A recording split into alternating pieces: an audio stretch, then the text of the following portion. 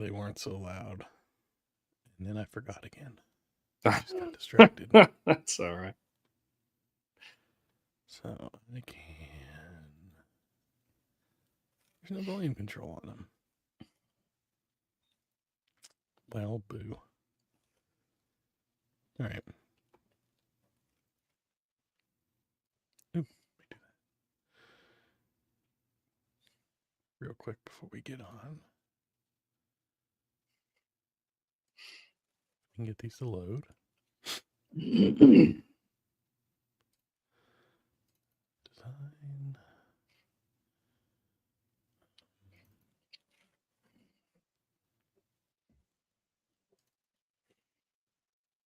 Nope, that's not what I wanted.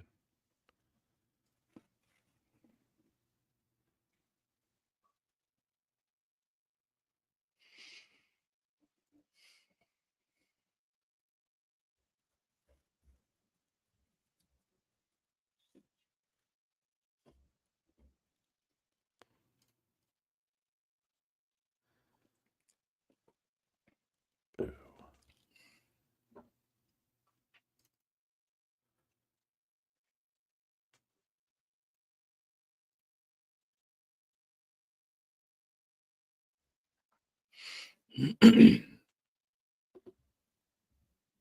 Okay, fine. Never mind. I thought I still had the old ones. I'm talking to myself. I thought I still had the old outros somewhere, and I was just going to throw on one of those real quick. But that's fine. I can't find one, so whatever. All right. You ready? I'm ready. I'm ready. Everybody's ready. Everybody's just waiting on me. Right.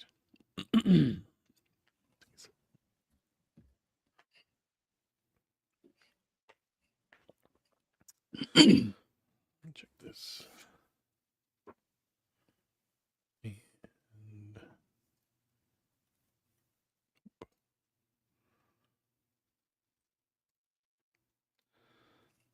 sorry, I'm gonna check one more thing before we jump on. There it is. Okay. How does my level sound? Do I sound? You sound fine. Fine. Yep. Okay. Yep. All right. As long as I sound good, that's all better. All right. You sound a little louder than me. I'm gonna. Okay. You don't need to make an adjustment. Hold on. I'm gonna turn my gain just a little bit, and then because I'm watching the YouTube live over here, I just want to see how it sounds. Okay. Does it look all right? Yeah, we're about right. I think we're good. Okay. Let me close that out. I'll move just a scotch closer. I don't like being too close up on it because I'm like a little breathy sometimes, and I feel like it comes through. Like that's all I can hear in the edit is myself breathing.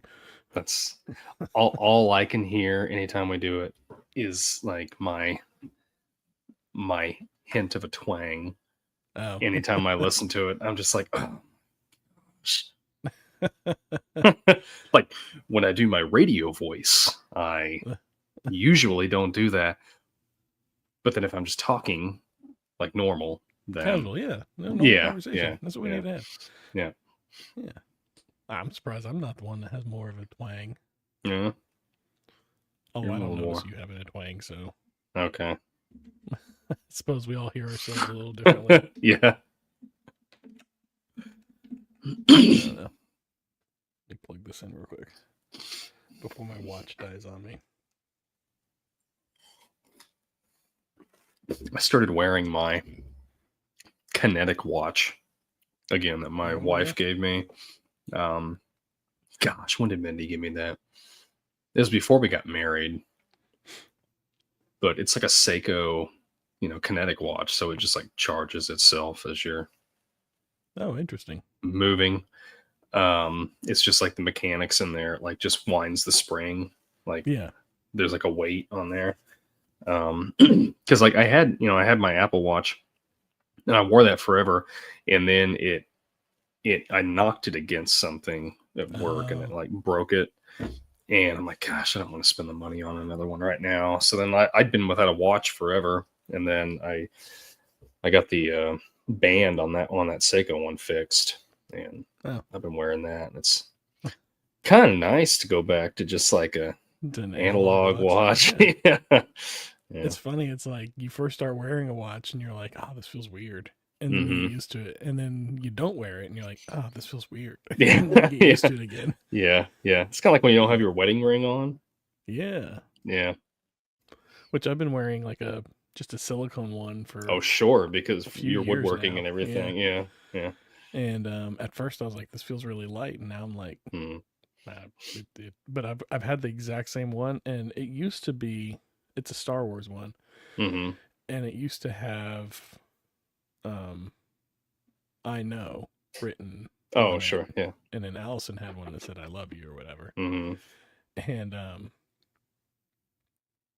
now it's like it's worn down so much that it's just a gray band. it just says no. It says nothing. In fact, like if I take it off and I look at it, the light shines through it and you can see the pattern in the background of it. Like it's so worn down. I'm afraid it's gonna break one day. I'm gonna have to replace it again. Yeah. But that's fine. Yeah. The rubber ones they're cheap. They're made for Yeah. I guess if I had it for a couple of years, that's long enough, right? I've probably worn it more than most people. All right. Let's get this puppy started. Let's do it. Hello, everybody. Welcome back to This Podcast Takes Tokens. I am Derek, joined by my brother Ryan, and we are here to talk about all the things that we grew up with, the things that we know, the things that we love, the things we miss. But we start every episode off with our Retro Ramble. That is a question that we asked each other at the end of the episode before, something to think about between episodes, and then come back and have a brief discussion on before we get to the main topic. Today's Retro Ramble, the one I left you off with last week, it's kind of a double one. What's one dad trope that needs to go away, and what's one that you never want to let go of? We're both dads, so I feel like this was fitting. Yeah. Why don't you go ahead and start off with yours? Yeah. So what needs to go is the old trope that, dad lets mom do all the work, and, with the kids, the cooking and the house, like he just comes home and he just, bring me a beer, or bring me a sandwich or whatever. Just, a lazy oaf that just doesn't, contribute anything, like outside of, bringing income into the house, doesn't really contribute anything. I feel like, especially our generation, like we don't generally, there's always outliers, but like we're pretty good at, the both partners, being partners, and, we do things together. Something needs done around the house, we do it, kids need to get here, they need to get there. I'll drop them off, you pick them up, like I'll make dinner tonight because you're tired, or you'll make dinner tonight, or what, neither one of us feel like making dinner tonight, let's just order pizza. Like I feel like that's something that needs to go away. Like I remember when my wife first started going back to get her master's, and we ran into some people, very nice people that I know, in the store. And my wife was talking. They were asking us how we were doing. She was saying she's getting ready to go back to school to get her master's. And the lady looked at me and she said, well, you're going to have to step it up, buddy. Like I wasn't doing anything before. So I'm just like, I didn't say anything, but like I told my wife afterwards, I'm like, that kind of frustrated me a little bit. But anyway, that or like the old, like, whenever the kids get left at home with dad, he's babysitting, but whenever they get left home with dad, it's just like it's expected or whatever. Yeah. Mm-hmm. I would agree. I'm with you on that one. That one does need that could go the wayside for sure. Yeah. Well, I think you're right. Like our generation, at the very least, I hope, for the most part, or all of rather, all men in our generation, our husbands or significant others, whatever what have you, are making an effort to treat the home and the work in the home as equals and do their part. Not just because, most people now, most households now are dual income, meaning both the mothers or both spouses work.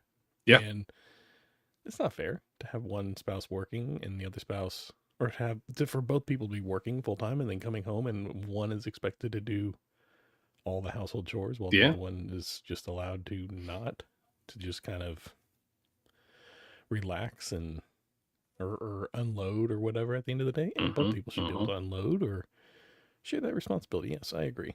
Yes, that's a good one to go.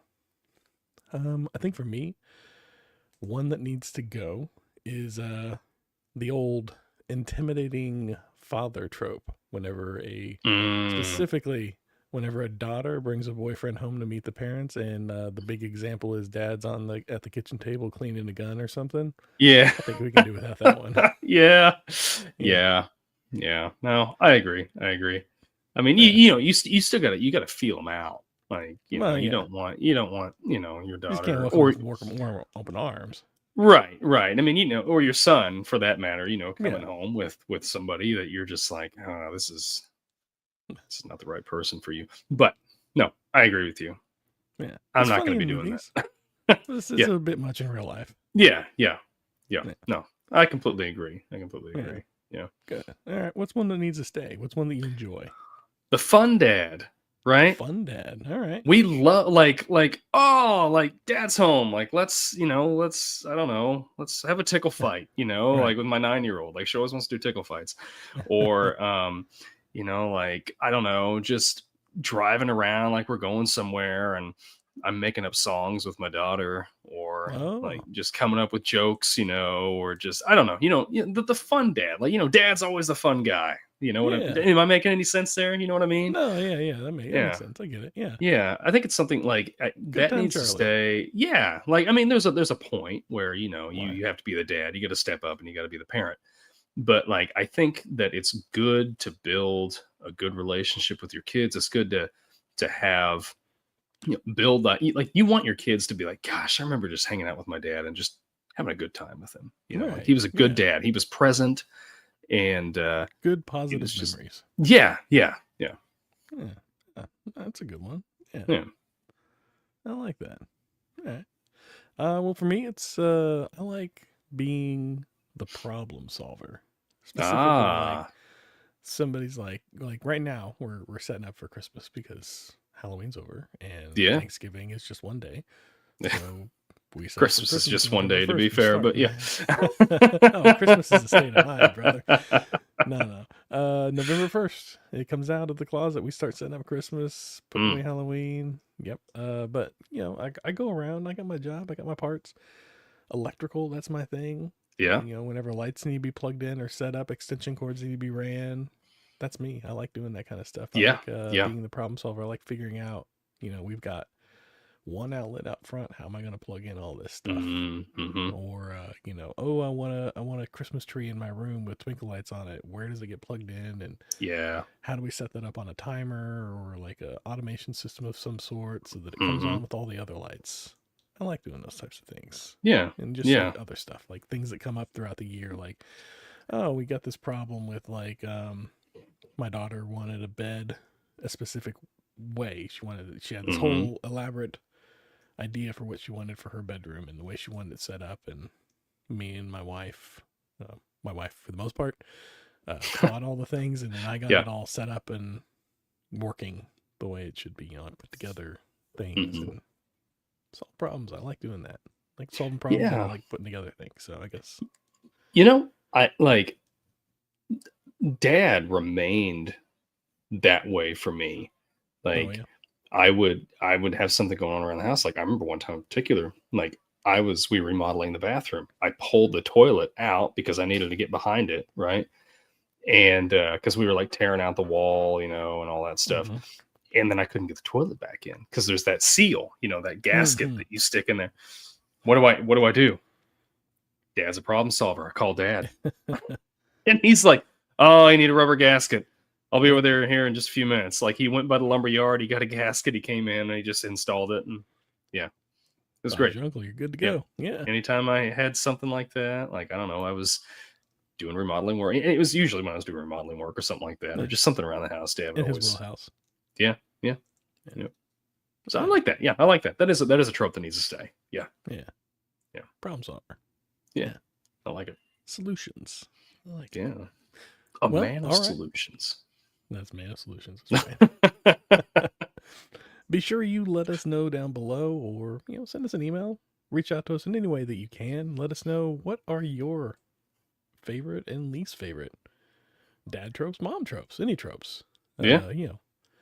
In the family. You could, brother tropes. Not a dad. Yeah, maybe your brother, maybe your sister, maybe your child, whatever they are. Yeah. Let us know below. We'd like to discuss it maybe in a future episode. So, with that, I'm going to roll the intro and we'll get into the main topic of today. Let's do it.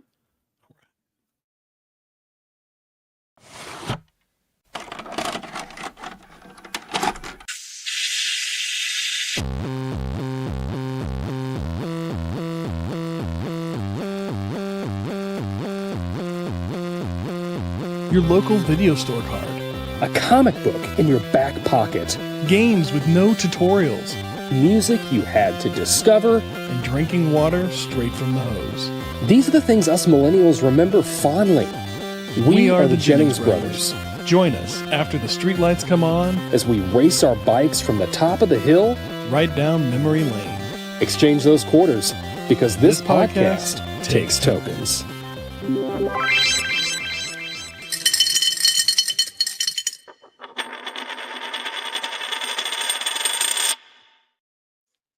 Do you need assurances from your podcast?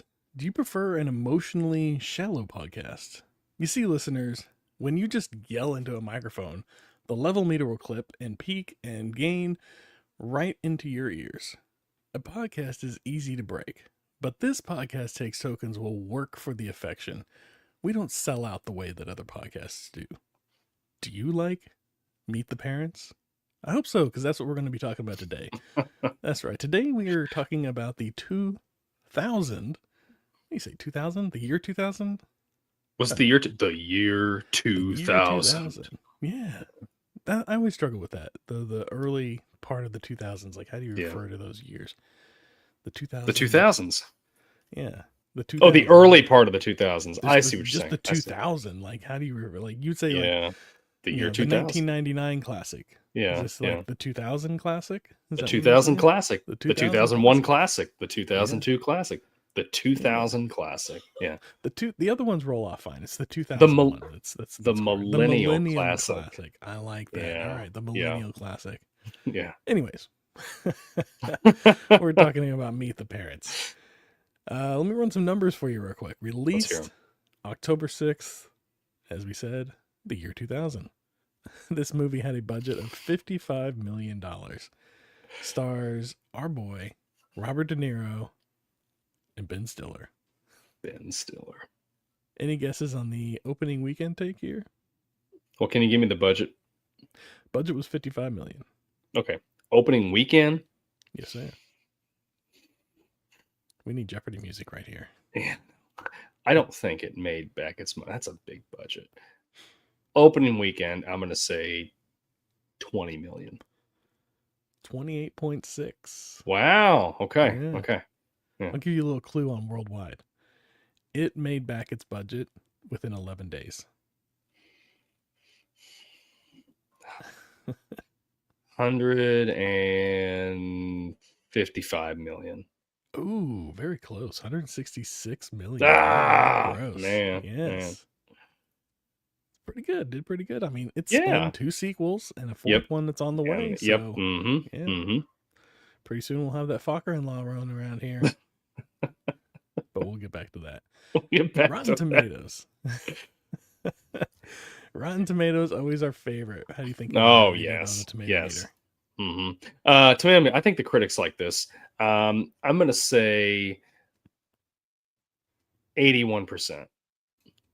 Very close. Very close. 85%. 85%. Okay. I'm glad I'm not on this end of this one. I would struggle with this one. Uh-huh. Popcorn meter. What do you think of popcorn meter wise? I think this is one of those instances where it was kind of the same. I'm gonna say 78% popcorn meter. Ooh, 79. Very close. Oh, Very man. close. So close. Almost nailed it. I'm waiting for the day when one of us nails it. This is going to be so much fun. Yeah. We're going to celebrate. Popping bubblies. I don't know. Yeah. Yes. Popcorn meter, tomato meter, 85 and 79%. I'm going to give you a couple credit. The first positive and first negative critic reviews we got up here real quick. First positive, top critic review.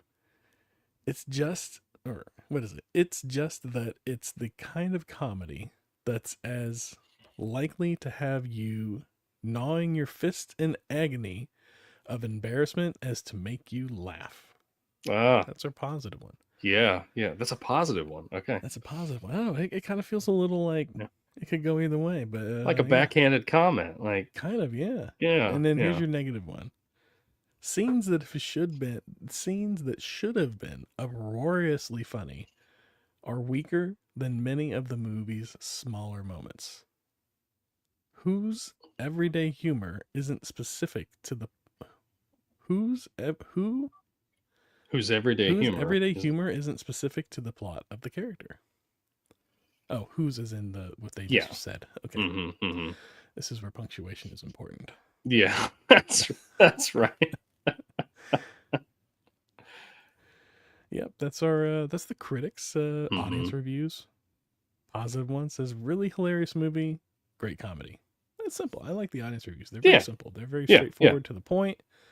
You're not trying to prove anything when you're writing your review. I liked it. That's all you need. I liked it. It's good. 5 stars. Not a problem. This person says the ending was great, as was the beginning, and it only really suffered from a middling second act. There was a point in the movie where I wasn't even really rooting for Greg anymore and just saw Kevin as the better option of a guy. But the movie actually convinced me to realize that Greg was what Greg was experiencing and why he did what he did. I thought Stiller's performance was also a standout. And then it goes on, but I'm gonna yeah. That's I guess that's like a middling one. The audience reviews, it doesn't say whether or not they're positive or negative. Oh, I guess it's got star ratings. I could look at the star ratings. Yeah, I think that's what. Yeah, but that's fine. We're gonna get off reviews now. Rotten Tomatoes. It's always a fun one. Always a good one for this type of thing. So, Meet the Parents. A Fool in Love opens our movie. When was the first time you saw this movie? Do you remember? Came out in 2000? Yeah. I would have been. What was the date that it came out?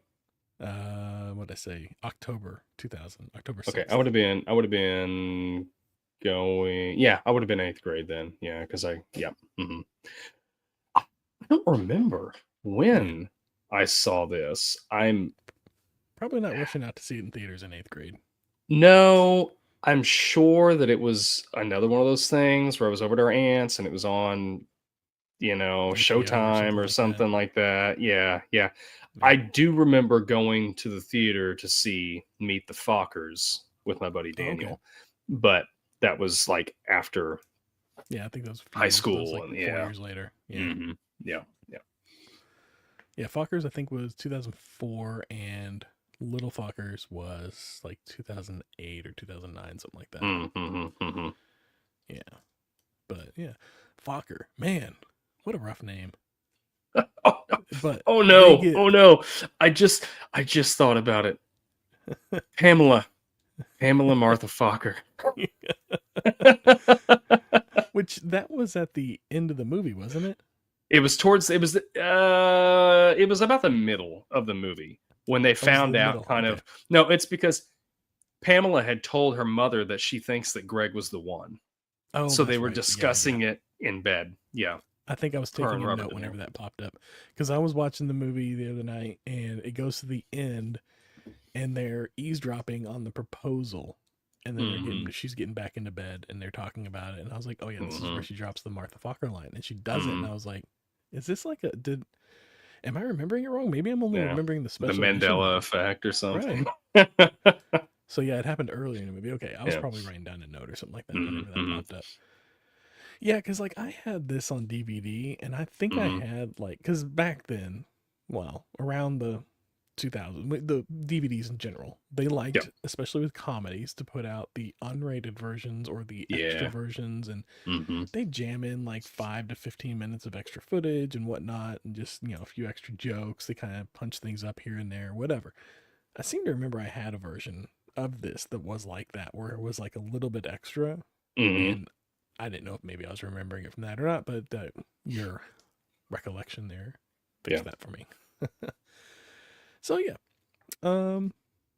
anyways, I think this was 2000. I had already graduated high school. I remember, I'm 100% sure I went and saw this in theaters when it came out with some friends. I actually, a couple weeks back, I was going through things in my office and I came across, I have 2 little boxes of all my movie ticket stubs from like high school and after high school. Wow. And I'm sure it's in there. If I wanted to go through, I could dig it out and find it and know exactly when and where I saw it at. Yeah. That's interesting. 100% positive. I know I had the DVD because I enjoyed this movie and I watched it a lot. I thought it was just one of the funniest things. So, I don't know. Thoughts after coming back and reviewing it? Yeah, so I liked it. This time around, I didn't like the way that they were treating Greg. Like, when I first watched it, I thought like everything was really funny, but like this time around, I'm watching it and I'm like, yeah, this is like, it's funny. It's a comedy. I know. Hostile. Yeah, they're instantly hostile. I'm like, what did he do? Like, right. Yeah, what's wrong with being a male nurse? Like, yeah. I don't like a lot of that stuff I don't get. And then they're just, the whole movie until really the final act, like they're just not giving him a break. No, and I'm like, come on, like it really like give this guy a break. Ratchets up that anxiety throughout the whole movie. Yeah, like, you feel for Greg, like you feel his anxiety throughout this movie. Yeah, yeah. And then it just kind of like all comes to a head. I feel like for the male nurse thing, they should have had a scene like later on, like towards the end, where somebody got hurt, not like dangerously hurt, but like, like fell and like injured themselves or something like that, and then he rushes in and like kind of saves the day a little bit, and then he's like kind of gives him that wink, and he's like, "Bet you're glad I'm a male nurse now," or something. Yeah, like yeah. Although half the family was doctors, so I don't know. That's true. Yeah, that's. That's very true. The other thing that I wish we could have got some resolution on Pam's. What happened to the other Jinxie cat? That Pam's brother, like, is a complete tool. Oh yeah, you know, and I know it alludes to it. Like it alludes to when De Niro's watching that video at the end, like everything's already happened. He knows they're engaged, like they're going to be getting married, and he watches this. And he knows, like, this video was recorded before he found the pipe. Yeah. So, like, which he never really confronted Greg on straight up. He just kind of hinted at it. Yeah. A lot of beating around the bush, just leading to, like, a lot of assumptions. And no, like, real, like, for a CIA guy, not a lot of straight talk. Not a lot of direct talk. It was a lot of assumptions on his part. But yeah, you're right. Like he never got his like comeuppance, if you will. I would have liked to have seen that. Yeah. Grounding something. I mean, what? Yeah. How old is he supposed to be? Is he still in high school or is he college? He's got to be old. He's got to be in college. Got to be in college, right? Yeah. I don't know. It's 2000. They're still trying to get like 30-year-olds to look like they're in high school. So yeah, that's true. That's true. Yeah, but overall, I liked it. I enjoyed the revisit to it. I thought there's a lot of funny scenes in there. Yeah. De Niro and Ben Stiller are just great with each other. It's a really fun movie. That whole Focker thing, like, it's just like throughout, like constantly, he's hitting on. He's leaning on it really hard. It's really funny. Yeah, it just never gets old to me. For like to use that, the studio was like, you can't name the guy Focker. We can't put that in a movie without having to do like an R rating and all this other stuff. And so, in order to avoid getting an R rating, the director had to go out and find an instance where somebody legitimately has the last name Focker. So really? That is their last name. Yes. 100%. Okay. So they had to prove that it was real to use it in the movie, which is just crazy.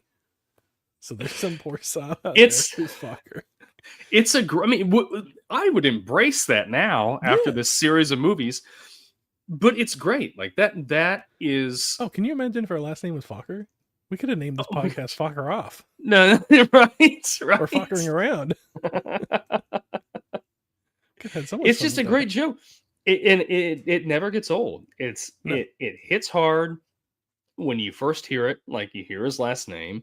Yeah. And they just keep throwing it out there, and it never, to me, I'm sure there's somebody out there that doesn't like it, but to me, it never lost its humor, because it's in there enough, it's spread out enough where when you hear it, you get a giggle out of it at least. Like, oh yeah, that's right, that's his last name. Yeah, it's not like just, every single scene, they're just saying it. It's just the right amount of and it's usually whenever they're getting frustrated with him or the situation, and they're just using it to kind of like needle at him a little more. Yeah. To relieve themselves of that. Yeah. But I would agree. It's used just the right amount for sure. Oh man. But yeah, this is a great movie. Lots of fun. It's a movie about like meeting the parents, getting to know the family. Very common, relatable situations. I mean, maybe not these specifically, but like the whole situation of meeting your significant other's parents and like what that's like. And it's awkward. So it initially opens with him wanting to propose, and then she starts talking about or she's on the phone and she's talking about her sister getting engaged and how the guy that asked her to marry him knew to go ask the dad for permission. So the whole asking the dad for your fiance's hand in marriage, is that a trope that's gotten outdated, or how do you feel about that? I did it. I did it just out of respect. Like, okay. I don't know. I would like, whoever asks my daughter to marry them, I would like the courtesy of saying, hey, like giving them your intentions. Like, I really love your daughter, and I plan on taking care of her. Like, I'd really like to marry her. Can I have your blessing? Maybe it is old fashioned, but I think it's a good thing to do. All right. I think it's respectful. Okay. I could see that. Yeah. I did not. You didn't? I did not. We were living together. We were 2 years into a relationship. I don't know. I feel like it's something that, like, I think it depends on you and your relationship with them and all this other stuff. I think there's a lot of factors that go into it. And to each his own. I don't know. My take on it at the time was I'm not asking them to marry me. I'm asking her to marry me. It's her decision. Right. Whether or not they say yes or no isn't going to change that for me at all. It would just make things difficult if they said no. Or I don't know what if they say yes, but yeah. So that was kind of my thought on it, is that it's not, I don't know, it's between me and her. It's not between me and them. But like I said, and I think it is. Like, I mean, obviously, yes. And would I have still asked her to marry me if he had said no? I'm sure, but it would have been super awkward. But like, I'd made my decision up. I'd already bought the ring. Like, I was gonna do it. But like, we were at her sister's college graduation, and him and I walked off to go grab like a drink or something. It was an outdoor thing. They had some booths and stuff set up with like food and drinks. And I was just like, I'm just going to ask him. So that's what I did. But yeah, like, I don't think there's a right or wrong way to do it. That was me. That was you. We're both happily married, not to each other, but we're both happily married. Like, I want to see the movie where the guy goes to ask for the hand in marriage, and the future father-in-law says no right off the bat. Just that's how the movie opens. But he still wants to go through with it. Like, how does that work? Like, how does that go? Like, does he have to win him over? Ask again? I feel like I've seen this movie. This was was a movie somewhere. I can't put my finger on it, but I feel like this was a movie somewhere. Yeah, maybe I think there's continuing that conversation. I think there's some women out there who want their dad's blessing on it, right? Like they, so yeah. Different strokes, I suppose. Different strokes for different folks. But yes, I think I've seen that movie somewhere, right? If it's not a movie, by God, it should be a movie. Right? Like, how does that go? Yeah. Or what if he just never says yes? He just always says no. Just turns you down every time. Do you eventually just go, you know what, it doesn't matter. I'm going to marry him anyways. Or her anyways. Yeah. I guess. I don't know. I don't know. Neither one of us had to deal with that situation. No, so right? I don't. If you have, leave it in the comments. If you want to just pour your life out, we would love. Yeah. We would love to know what the explanation of this is. I have no idea. What's the other side of that coin look like, right? Or have you ever said yes whenever you meant to say no, whenever you wanted to say no? That'd be interesting. Ooh. Oops.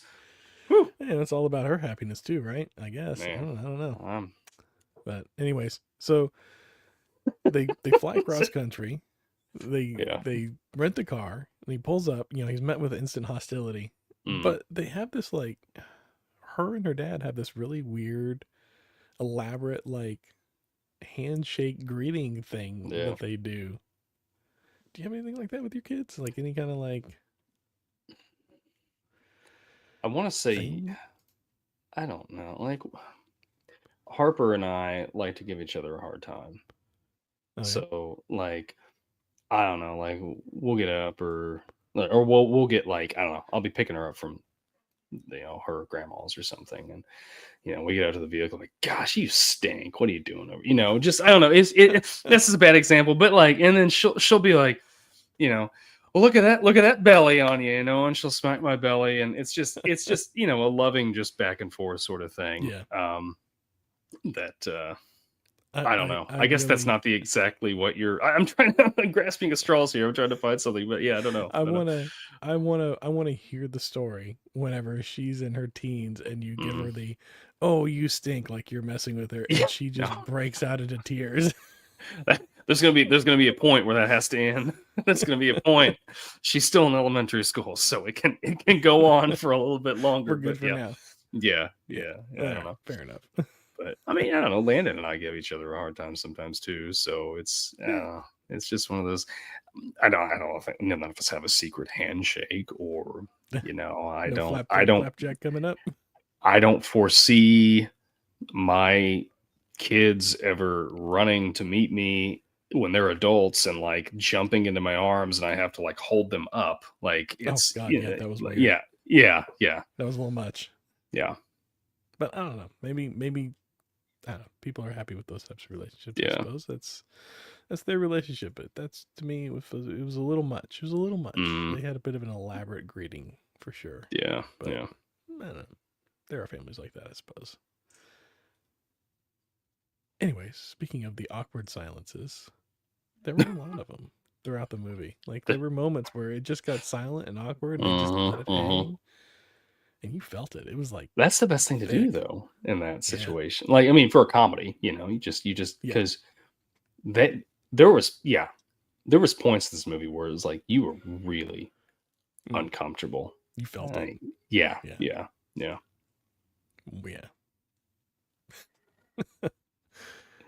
Speaking of uncomfortable, she threw him under the bus awfully quick with that whole cat. Oh yeah. Oh yeah, she did. Greg doesn't like cats. Yeah.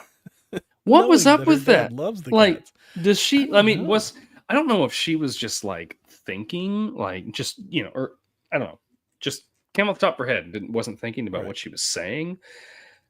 I feel like she regressed a little bit when she came home.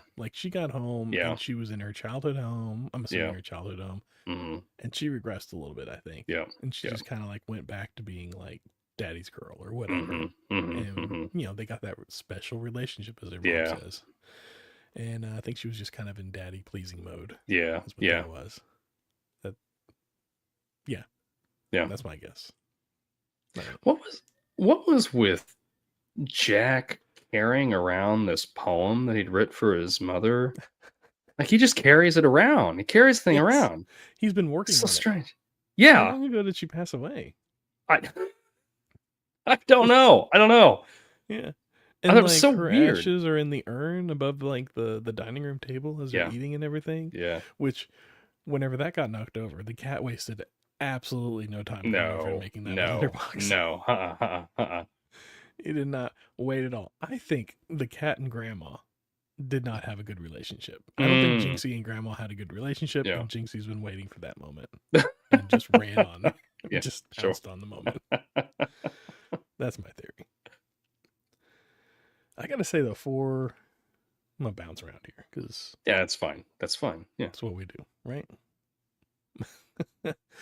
So I gotta say, for a former CIA guy, he is lacking in a lot of basic knowledge. Like there were things that like the whole plant thing. He's a CIA guy, and he's playing the part of like his cover is that he was in like plants or something like that, and he can't answer any questions. He's a florist. Yeah, you're gonna have to like really. You have to be, from what I have read in books from like ex FBI, CIA, undercover people.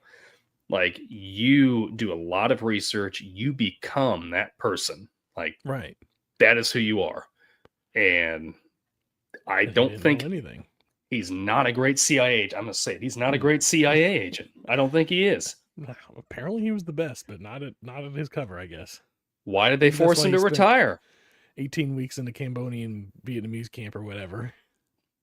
If he was a good spy, he wouldn't have. No, well. Yeah, maybe. I don't know. Maybe that was his spy job, was to go into the camp and get intel. To go and pretend to be a prisoner? Deep undercover, yeah. Well, to get caught as a prisoner. Knowing that he was going to be freed at some point. Yeah. I don't know. Anyways. Can you imagine growing up in that house with CIA dad? Like, knowing that he's in CIA. You know you can't get away with anything. You're not going to be able to hide anything. Do you think she got into some trouble in high school? Like, partying and stuff? Or was she able to get away with nothing? His son is upstairs. Away with stuff. His son is upstairs smoking dope. Right. And is able to get away with it just by spritzing himself with like Axe body spray or something. Hey, that stuff is really strong. There's can cover up any smell. I'm telling you, if he can do that, anybody's getting away with anything. Like he finds the pipe in that jacket and automatically is like, oh, it's Greg's. Yeah. When he knows darn good and well it's not even Greg's jacket. Right. He knows it's his son's jacket. Like he knows that, like he just put that jacket on like 5 minutes ago. What do you think? As he's running out of the house, like 16 seconds to spare on the alarm going off, he's gonna go, oh, let me go grab my pipe real quick. Right. Yeah, I think there was a bit of a prejudice happening there for sure. Yeah, I think so. Yeah. I think so. It was everybody though, right? Like even like his. Well, I think that I can't remember her name. That their mother. I think she was trying to see the best that she could in Greg. She was the one that I don't think did as much. I don't even really remember her really throwing a joke his way. I think it was mainly DeNiro and his Pam's future brother-in-law and his dad that was really throwing all the punches out. I mean, because I don't even remember Owen Wilson really doing anything. Like he was pretty gentle, pretty sweet. Yeah. But like there was that whole moment whenever she threw him under the bus for the whole cat thing, and he's like, "Oh no, I'm kind of more of a dog person." Yeah. And you can see her standing next to Jack, and she mouths at him, "Oh, me too. Like I'm a dog person too." Yeah. But with Jack, so that makes me want, because she's very quiet throughout the whole movie. She doesn't really like say much. She doesn't stand up to him much. She seems a little passive, but I mean, I don't know, maybe that's just the relationship, but she doesn't seem to, she seems very confrontational. Like she doesn't confront anybody with anything really. Yeah. But she's definitely like trying to make everybody feel comfortable and at home. But she's not like stirring things up or getting being a bother to anybody or standing up for anything in any real way. She's just kind of there. It's a very passable character. Not much to her. I'm just kind of ashamed. I felt like she got more from her. Yeah. I do feel that way, and I don't remember if in the sequels if we do or not. Yeah. That'll be fun to go back and watch those. Yeah.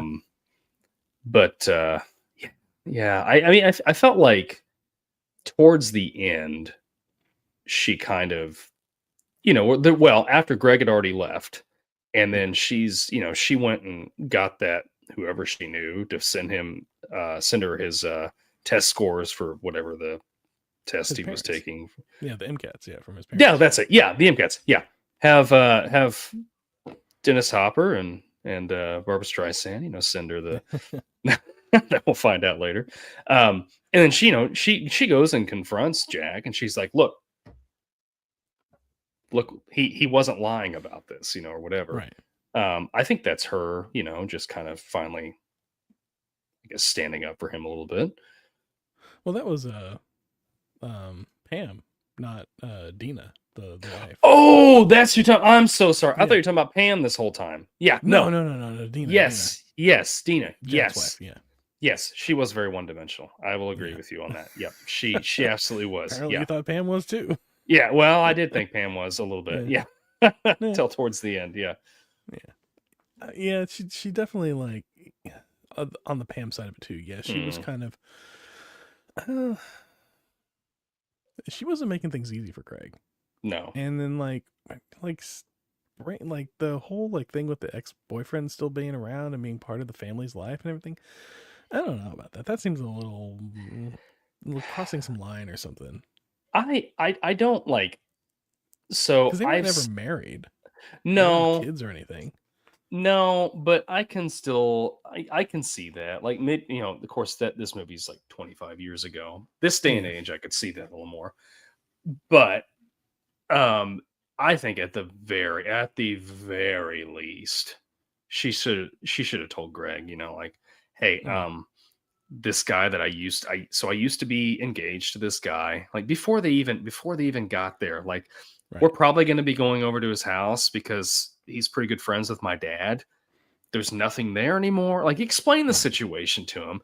Give the guy a heads up, because if I was in that situation and I didn't have a heads up on that, I'd be like, what is going on here? This is really weird. Especially when they get there and he's like still got photos of him and her, and I think she should have said something about that. She should. Yeah, she should have been like, "Why you still got pictures of us up? Like, the only pictures you have are of us. This seems a little like you need to move on, bro. Like, it's over." But how long do you think they were together? Because they have the whole like Iceman Maverick nickname thing from Top Gun, which was like mid '80s, and this is like late in the year 2000. Yeah, I guess it was. I don't think. How old is she? That they show, they didn't look like they broke up that long ago. No, I think they were dating until she briefly, or I don't think they were broken up for very long before she met Greg. I think Greg came right after Kevin. Yeah, I think so. I'm thinking they dated for probably since high school until well into adulthood. Would be my guess. But I don't know.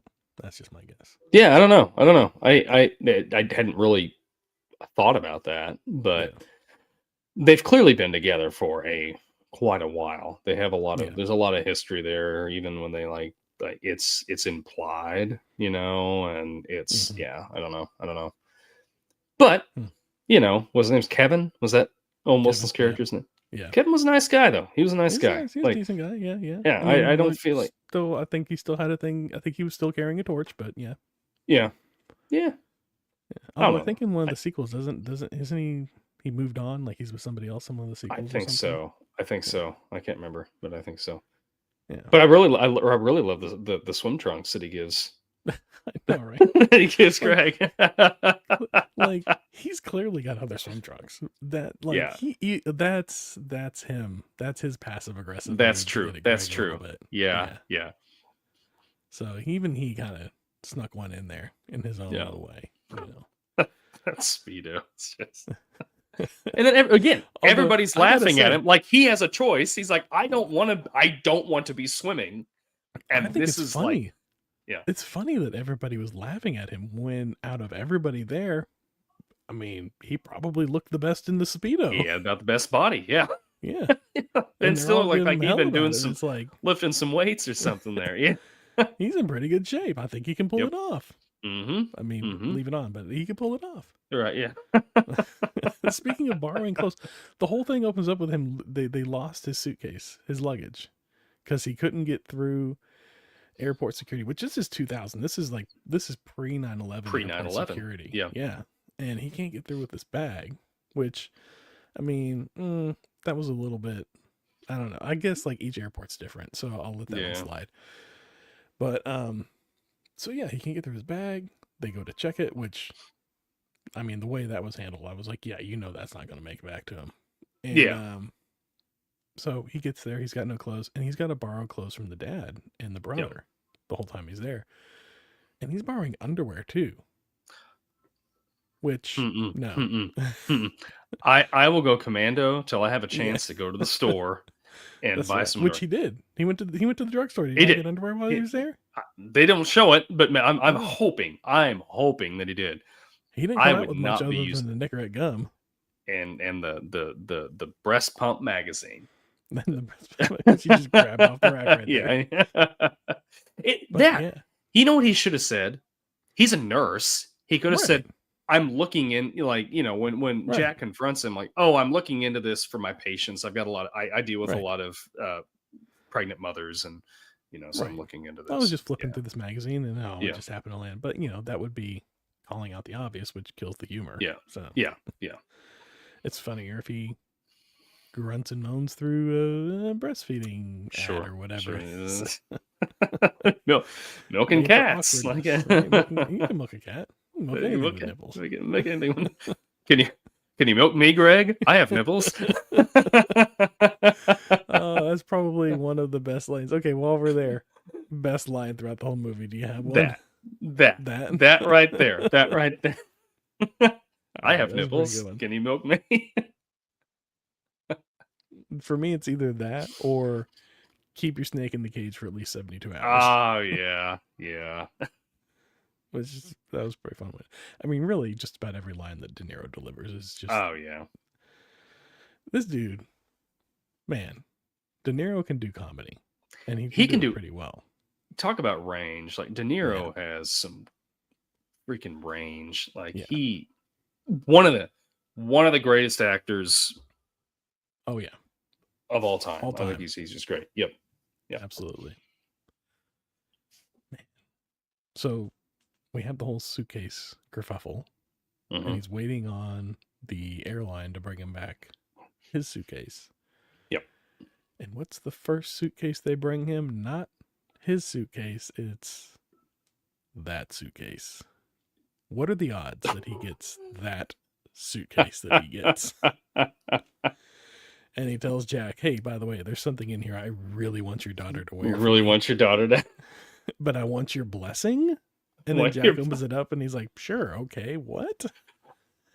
That's what you need my blessing for? Any normal human being, which we've already established, this is not a normal situation, is going to look at that and at least go and confront in private the person and say, is this your bag? Because this, like, was this what you're talking about? Well, this can't be your bag. They did ask him that a couple times before he got to it. They asked him, did you get your bag? Is that your bag? Did they bring your bag? And every time Greg was he's so off access throughout this whole movie that he was just in that mode of, oh yeah, sure. Yeah, I'm good. Don't worry. It's fine. You don't have to worry about me. And so he would dismiss it and say, yeah, this is my bag. I'm good. I was just checking it or whatever. Cause he's in that, like, he's still like off kilter. He's nervous. Yeah.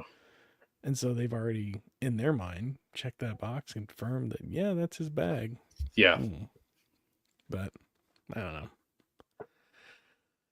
Yeah. So he's got that bag. And then he eventually gets the right bag. And we'll leave it there. For the sake of the podcast. His full name. I get why he goes by Greg. Who would name somebody that? A couple of hippies, I suppose. What was it? Marion? Marion, I think that's right. Yeah. Yeah, I think it's... Yeah. Because it was Gaylord M. Focker, right? It's got to be Miriam. That's the only thing that would make sense. Myron. Oh, okay. Gaylord Myron Focker. Right. Because at one point they're like, why don't you go by Myron or something like that? Yeah, yeah. And he's like, I like Greg or whatever. Anyways. Oh man, it's what it is. It's what it is. I don't know if that joke would pass this day and age as well. Yeah, that and the nursing thing. I feel like those would be handled a little differently. Yeah. So, Jinxie Cat mm-hmm. is not supposed to go outside because he's a domestic animal. Mm-hmm. And he wouldn't survive, whatever. But they were going to make him the ring bearer in the wedding, which is outdoors. How was that going to work out? I don't think they thought that through, right? I don't think they did either. Jack's so obsessed. He is with this cat. He loves this cat. Yeah, oh my gosh, absolutely. It's like it's like a child to him. I don't get that. I love cats. Dogs are cool too, but there's like a line. If there's a fire in the house, I'm getting my family out. The cat. If I have time and it's safe to come back and get you after you've gotten the PlayStation and after I get the PlayStation, absolutely. Yeah, I don't know, but I feel like Jack would. I feel like Jack would throw everybody into the fire just to go and save Jinxie. I think Jack might be compensating a little bit for the loss of his pancakes. Like she went off to college and went off to live her life, and he needed another surrogate for that love he had for her. Yep. I think that might be it. So yeah, speaking of the cat, apparently DeNiro liked the cat so much that he tried to work the cat into as many scenes as he could. He even kept cat treats in his pocket just so that the cat would be comfortable with him and keep the cat happy. Yeah, that's interesting. I like that. Yeah. So do you think they convinced DeNiro to adopt the cat at the end of the movie, like they convinced Depp to adopt the horse at the end of we're gonna put this cat down if you don't. You know, this. I don't think that's an apples to apples comparison there. I don't. All right, fair enough. Unless the cat's like diabetic or something, like I don't see anybody saying, "Oh, we gotta put this thing down." So we might have to put this cat down. That's a beautiful cat in Himalayan, you know. Gorgeous, yeah. Those cats are beautiful. Yeah, but yeah, Jack definitely had an obsession with it. That and but he seemed like a very. There's a little bit of dichotomy here, I think, with Jack.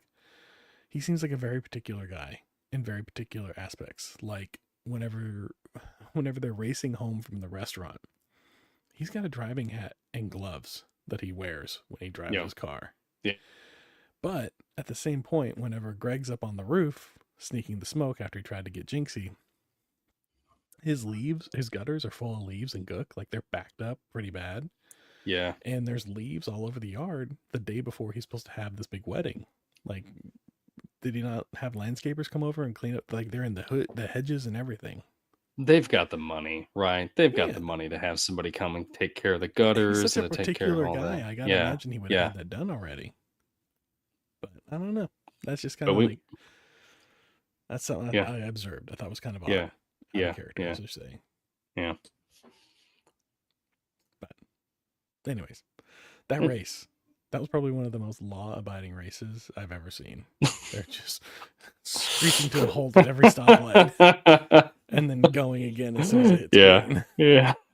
I love the reaction of everybody in the car with Greg. Yeah. Like, whoa, okay, when it first starts, let's, okay, you like to drive fast. Let's slow down a little bit here. Like, this is, you know, okay, we're going to buckle up. We're going to buckle up. By the end of it, they're like, what? You were a maniac. What are you doing? You're a maniac, fucker. Yeah. You know, if we could have gotten anybody getting punched in the face, it would have been Uncle Bob. Or no, was it Uncle Bob? No, what was the guy's name? Who are you talking about?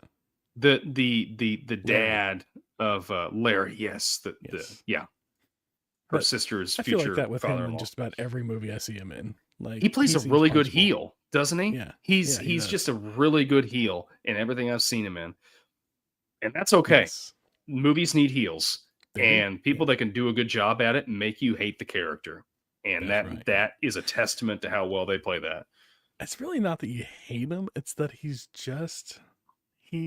that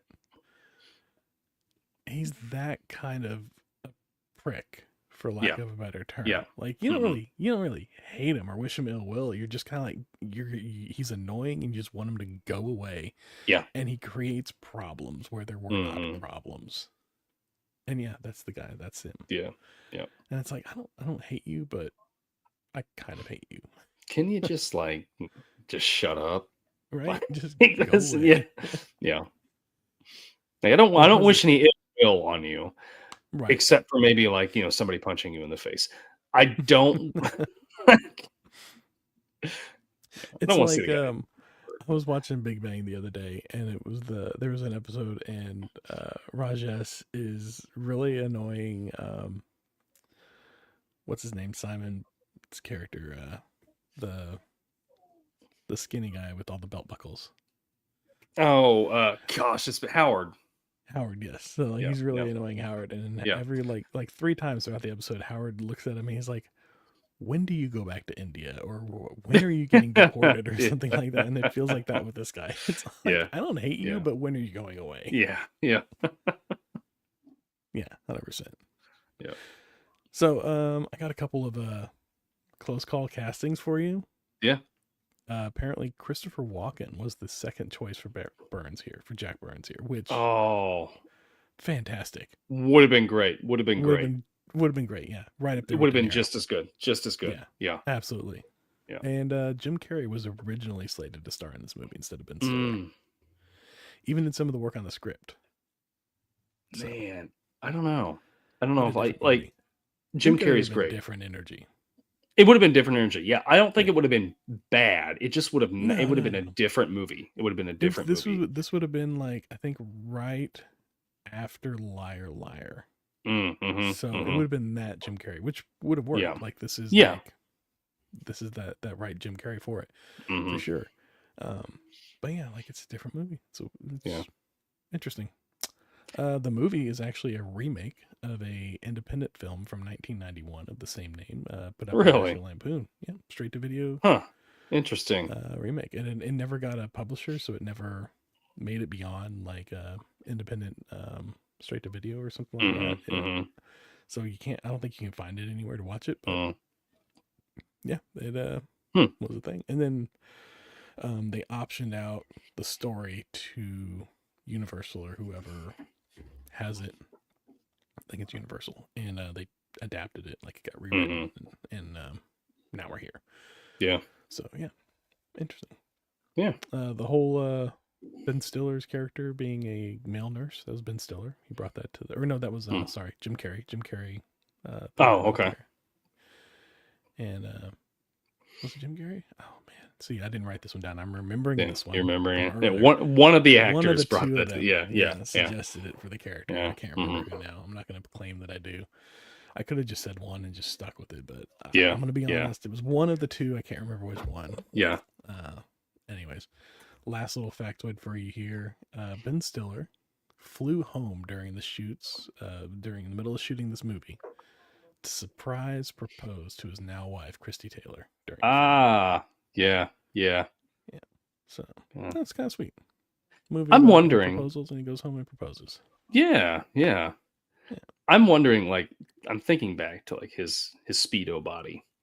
Yeah. This wasn't very long before Zoolander. They started shooting Zoolander. Yeah. So I'm wondering if like he just was after Mystery Men. Yeah, if he was just he's in his prime. Working on that body for. He had a lot of shirtless scenes in Zoolander.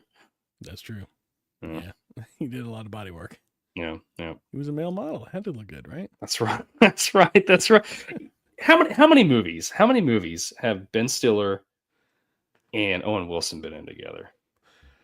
Well, at least 3 Meet the Parents movies. I think if Owen Wilson was in all of them.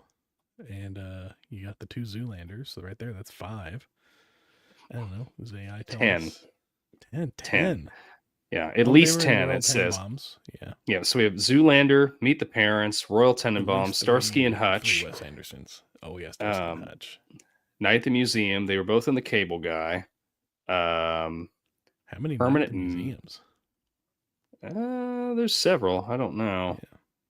Yeah. Permanent. That was a good one. Permanent Midnight. Yeah. I'm trying to find more here. It tells me 10, but it's only giving me. It's probably all the Night at the Museum ones. 12 films altogether, according to MovieWeb. So we've got. I'm going to read them off just because we've got time. And what's it hurting? Little Fockers. Zoolander 2. Meet the Fockers. 3. Night at the Museum. 4. Night at the Museum, Battle of the Smithsonian. Night at the Museum, Secret of the Tomb. 6. The Cable Guy. 7. Permanent Midnight. 8. Starsky and Hutch. 9. Zoolander. 10. Royal Tenenbaums. 11. Meet the Parents. 12. Yeah. Wow. What? They work great together. Cable Guy. What was Owen Wilson in Cable Guy? I don't know. The scene it was showing on the image it was showing, the still, was Jim Carrey was like giving him a noogie. Oh, interesting. Let's go back and watch Cable Guy. I haven't seen that in forever. Yeah, I haven't either. Yeah. Cable Guy! Get Jim in. Yeah. All right. You got any final thoughts on the film for us before we close this one out? Yeah. No, not really. Nothing more than I've already said. It's a great movie. It's fun to rewatch. And I always, again, I really do enjoy seeing Ben Stiller and Owen Wilson together in a movie. I think they're just a great pairing. Yeah. Yeah. Ben Stiller and Owen Wilson, or Ben Stiller and De Niro?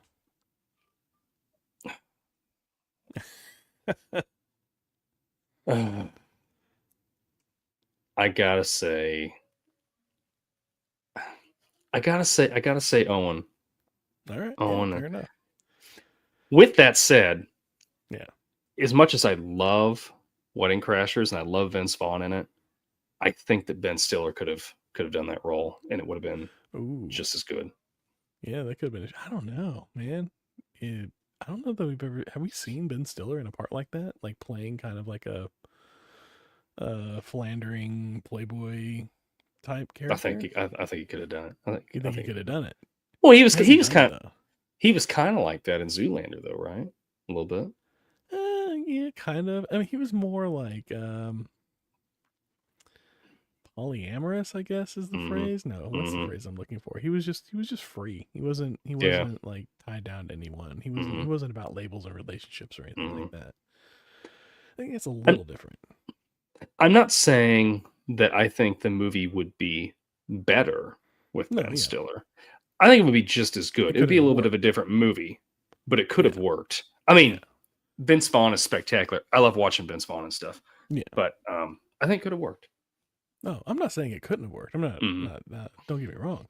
I'm just wondering, like, what's the analog, or what's the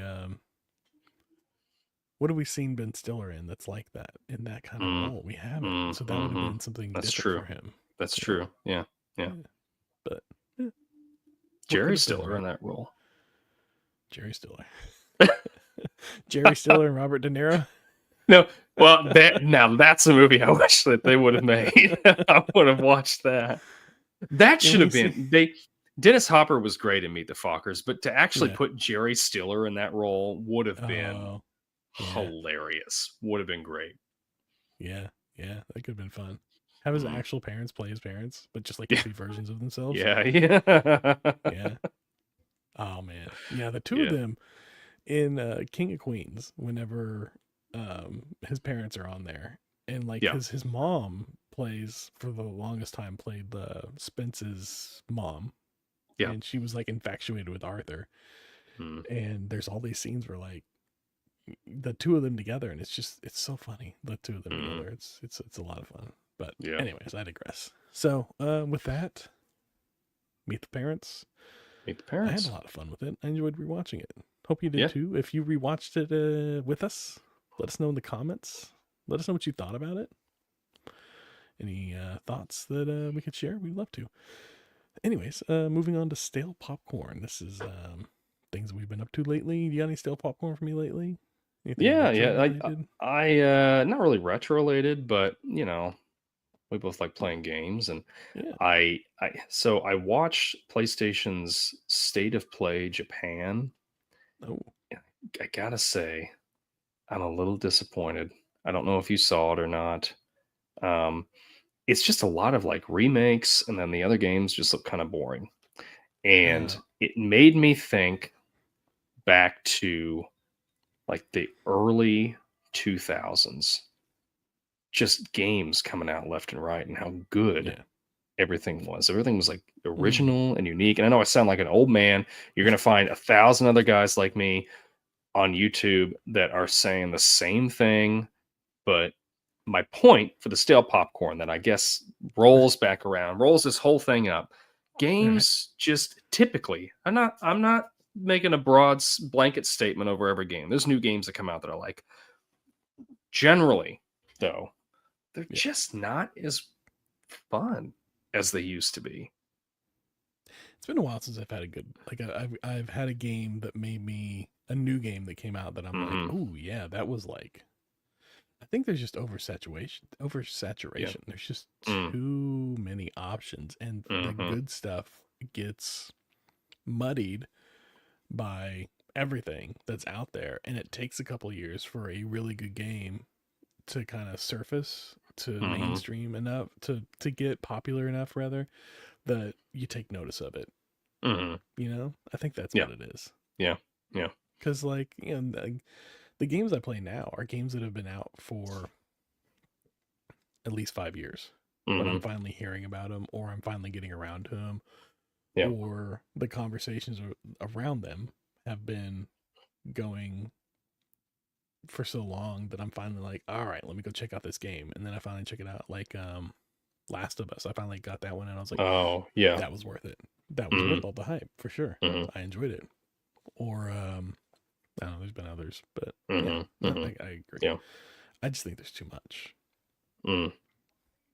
That could be. I mean, no, go on.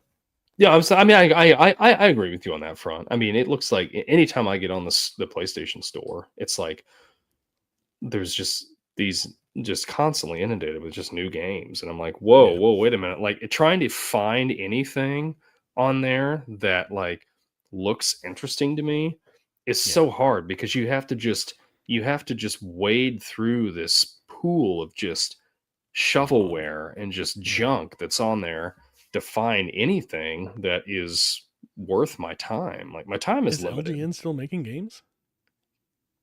LGN, yeah, they used to make games back in then. They used to make a whole bunch of like games on Nintendo and Super Nintendo. They were like the really bad games based off of yeah. Like they made the Back to the Future games and stuff like that. Yeah, I forgot about that. I don't see them around anymore. Nah, they got it by somebody else. They haven't rightfully put out anything in a while. But yeah, I always think of LGN when I think of bad games. Yeah. That like logo. Yeah, the rainbow logo. Yeah. They did do a lot of those licensed games, didn't they? Rambo. Nightmare on Elm Street. Yeah, all that stuff. Yeah. It's just junk, garbage. Although I enjoyed the, I don't know if LGN made it, but Top Gun, the Top Gun game. Oh yeah. I could never land the stupid plane, but could never get past the first stage. But I really loved it. I really loved it. Like, every once in a while, I could land it. I did land it a couple times, but man, that was hard. That was hard. That was I don't know how they. I don't know. I still don't know how to do it. I'll have to try it again sometime. Pull out my copy and try it. So mine's funny because I'm similarly on the game kick as you are, except I've been playing Civ 6 a lot lately. Like I've got it on my Switch and I've got it on my tablet. Civ is fun, and I just kind of like I've had it for a few years, and then I just picked it up randomly about 2 weeks ago. Just sitting there at night, we're watching TV. And I'm on my tablet, and I'm like, I want a game on my tablet. Like, I just want to play a game, like a game that I don't really have to invest too much attention to, like something turn-based or something like that. Mm-hmm.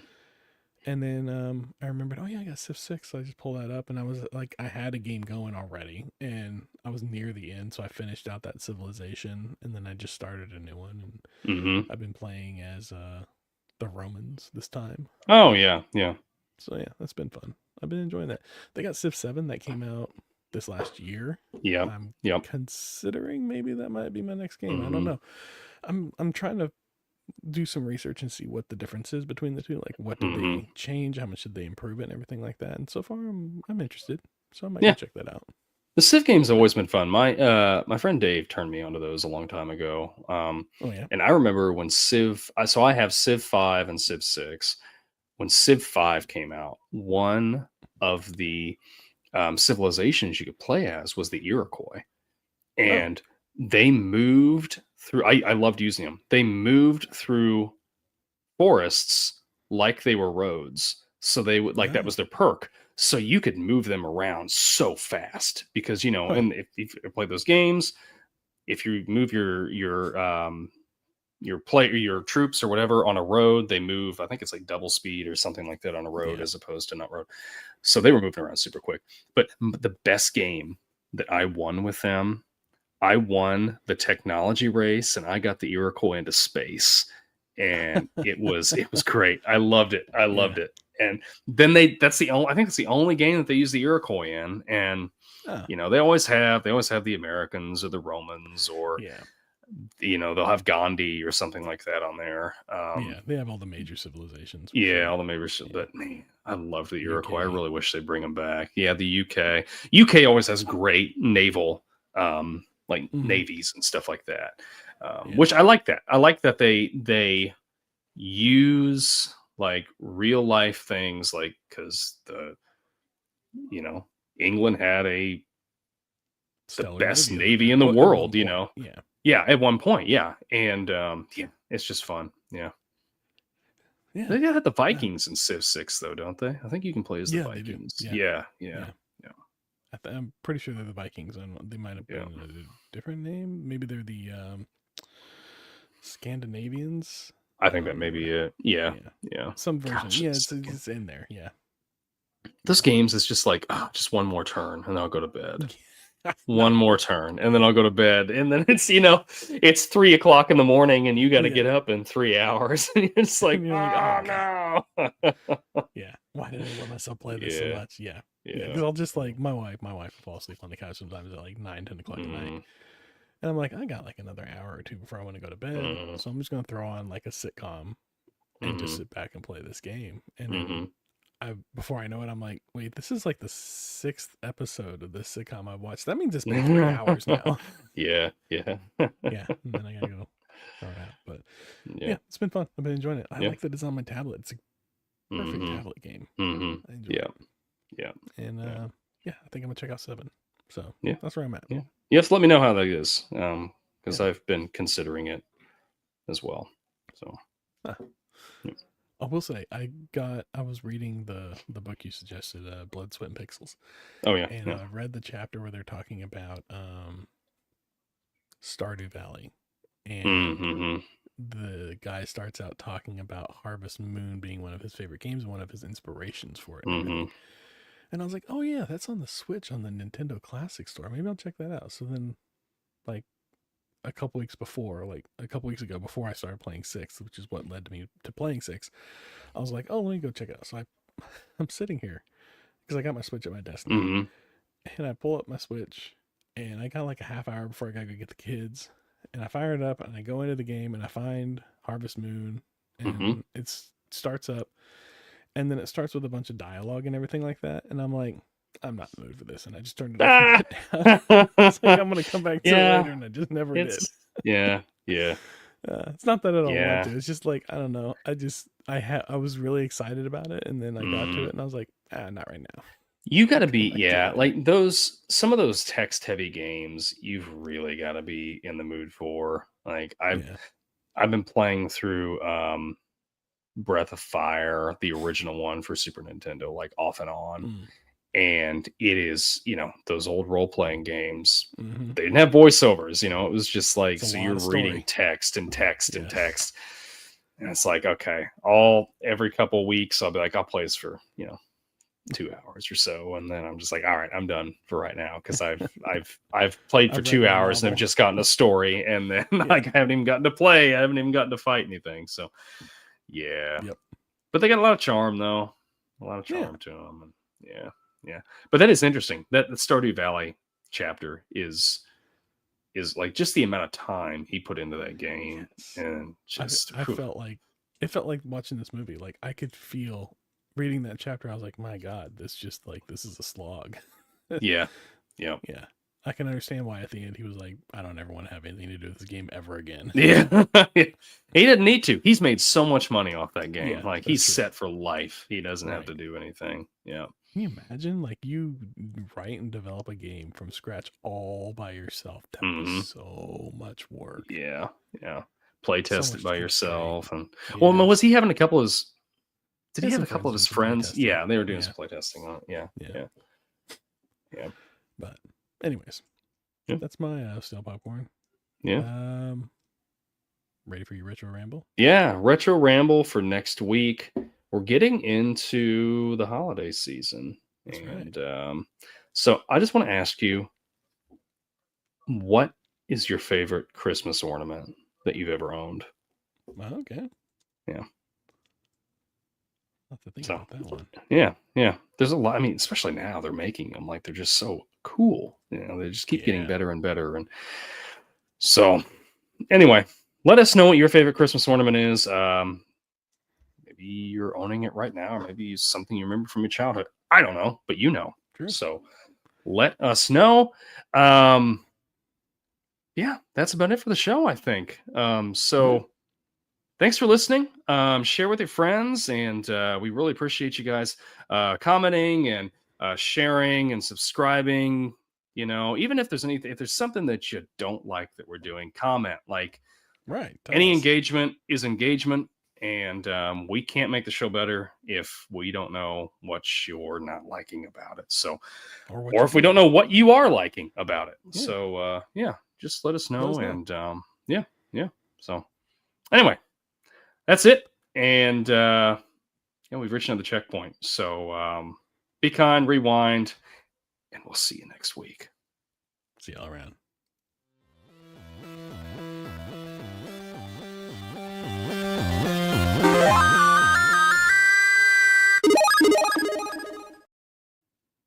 All right. Every time I just want to scream into the because it's like someone's just trying to do your ear. Like, gosh, I don't remember mixing it that loud. No, that was I know you had said I think that you had adjusted the levels or something on it. Yeah. Let's see here. No, next week. Oh yeah. A Muppet Christmas Carol. Yes, we will check out the trailer for next week. The Muppet Christmas Carol. Oh, it's the. I thought it was A. Wow, the. There's only one. There can be only one. That's what we need. The Muppet Highlander remake. The Muppet Lord of the Rings remake. Yes. Yeah. What a slog that would be, making a 9-hour film of puppets. I would love it. I would watch every second of it. All right, let me share my screen and we will check out the trailer for next week. Entire screen and sound. We're going to get some weirdness.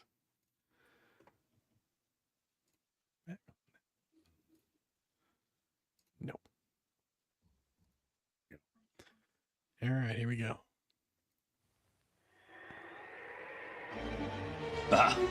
Humbug. He was the greediest man alive. It's Ebenezer Scrooge. Until the night he met someone extraordinary. Hello. The Muppet Christmas Carol. I'll drink to Mr. Scrooge, even though he is odious, stingy, and badly dressed. Humbug.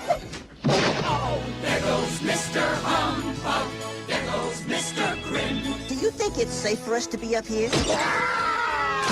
They gave a prize for being mean. The winner would beat him. Yes, Mr. Cratchit. If you please, Mr. Scrooge, the bookkeeping staff would like to have an extra shovel full of coal for the fire. Such a frozen. How would the bookkeepers like to be suddenly Unemployed! Heat wave. Oi! This is my island in the sun. It's Charles Dickens' classic tale, as only the Muppets can tell it. It's good to be heckling again. It's good to be doing anything again. Filled with holiday warmth Hey, like the lamp, not the rat, like the lamp, not the rat. and Christmas spirit. Jacob Marley?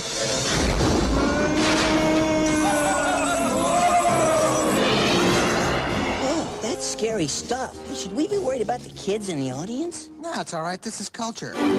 This is the movie to see, to share, to cherish with someone you love. Thank you for making me a part of this. Walt Disney Pictures presents from Jim Henson Productions, The Muppet Christmas Carol. God bless us, everyone. Whatever.